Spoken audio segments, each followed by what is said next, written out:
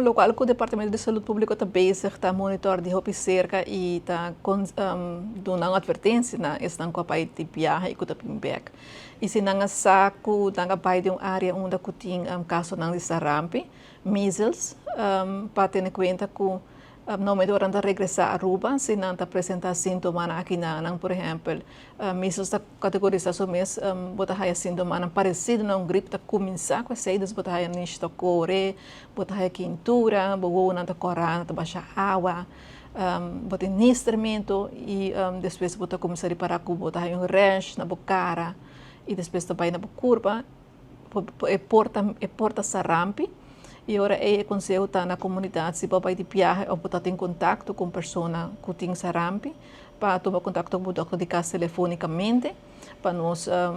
para o doutor poder dar a instrução necessária. No momento aqui nós estamos mira o mundo, diferentes países, está reportando que no caso de sarampi está aumentando. E pensei na Aruba também nós estamos tomando precaução, nós estamos conscientizando a comunidade, nós estamos informando a comunidade, nós estamos informando o setor hoteleiro, das pessoas que trabalham no setor de hotel, de colaboração com a ATA, nós mandamos uma carta informando de sintomas de sarampi e que passa em caso que não haja visitante que apresenta sintomas aqui, ou também se não mesmo como empregado apresenta sintomas aqui que não esteja assim. Também nós trabalhamos, nós estamos probando de lograr junto com a imigração, para nós pôr informação aqui também de nos ID card, de modo que toda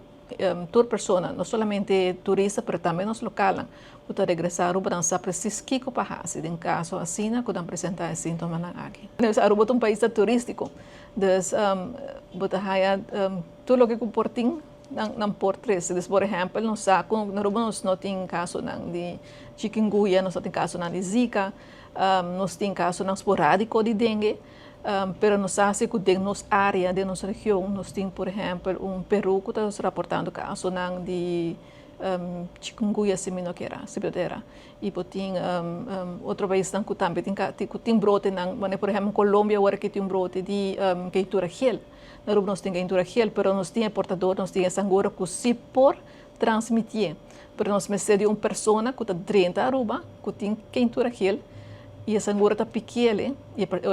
essa agora também tem queitura gel, então assim botar brote, mas essa sigue plama. Então, nós estamos por de papel com a comunidade constantemente conscientizar, a comunidade aqui, com o caso que está surgindo.